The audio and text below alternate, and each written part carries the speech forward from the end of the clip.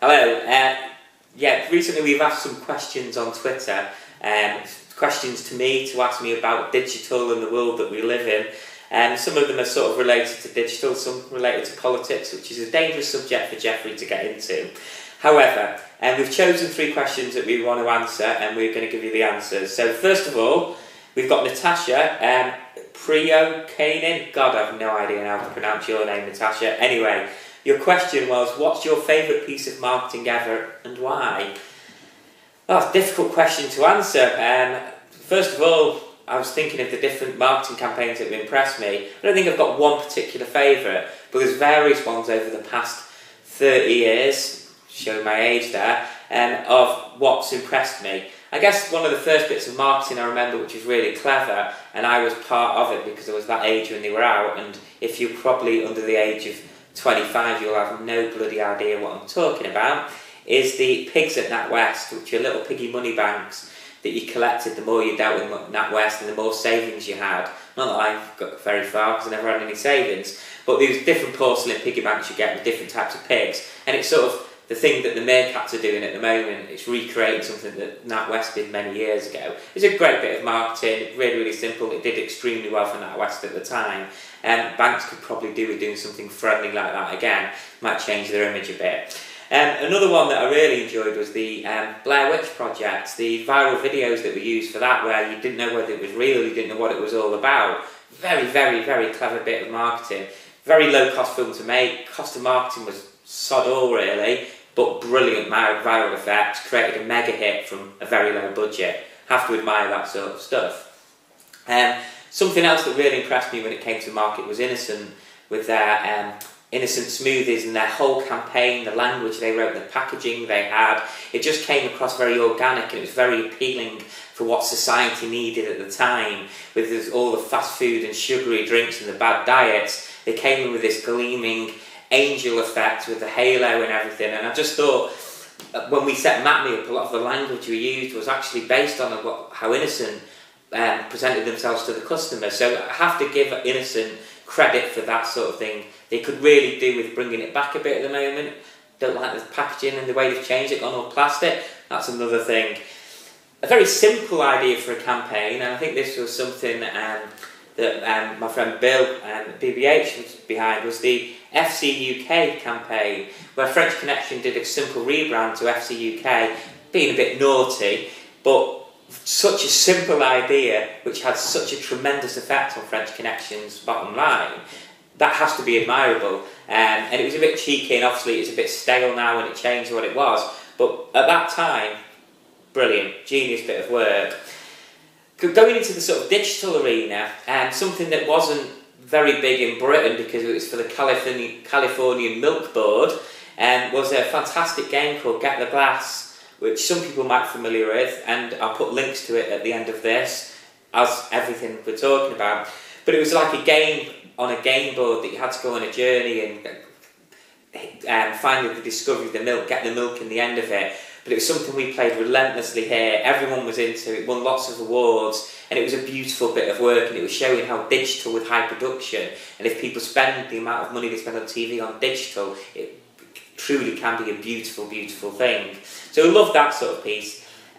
Obviously, moving to something which is a bit silly, which everyone is probably familiar with, is Elf Yourself, which you made yourself into an elf, and you did a silly dance, and it was a beautiful bit of viral. It had millions of users worldwide, and I was quite envious about how well they'd done with such a simple idea. The problem with that was, everyone forgets the product that we were advertising, which was Office Max or something. Had no relevance, it didn't make me want to buy. I just actually used the product and thought it was dead funny, and sent it to lots of people. And we've done a lot of apps very similar to that, based on how good Elf Yourself was. So, have to hold my hat off to Elf Yourself.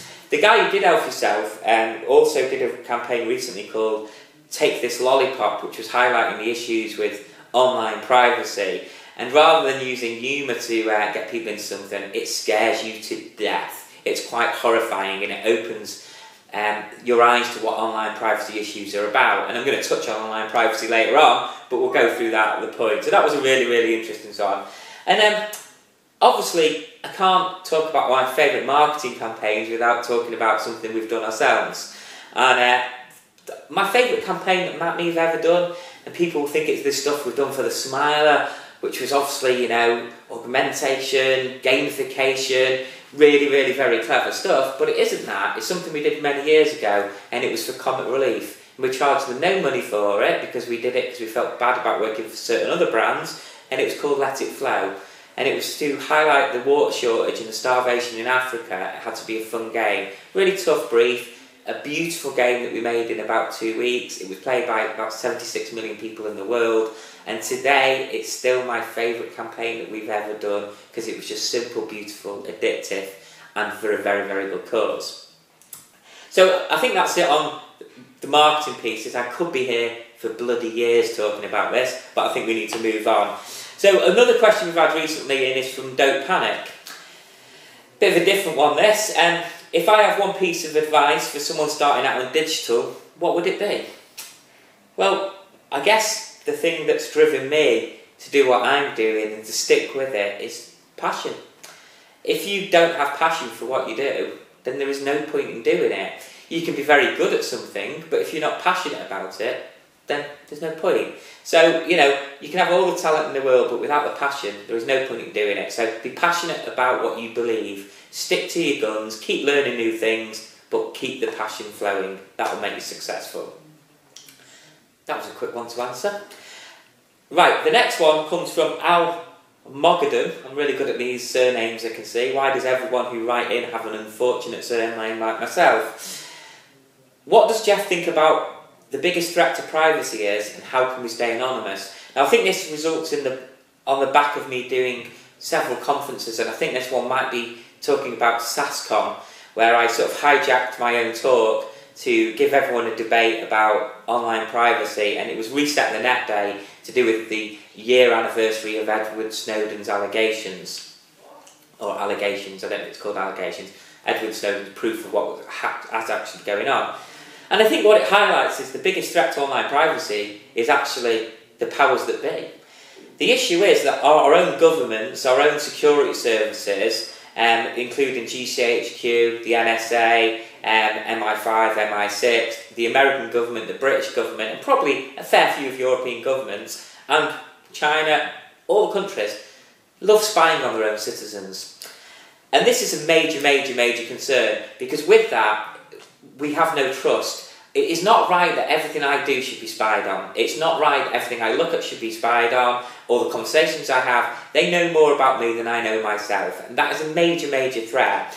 So I think what we need to stay anonymous is we need to start learning about encryption. We need to encrypt our own communications, but we need to protest. We need to be demanding our government to change the way they deal with us. I think this is what we need to do to stop this sort of thing. So learn about privacy, learn about encryption, protest, write to your MPs, complain, let's make some changes. Thank you very much. I'm Jeff. See you.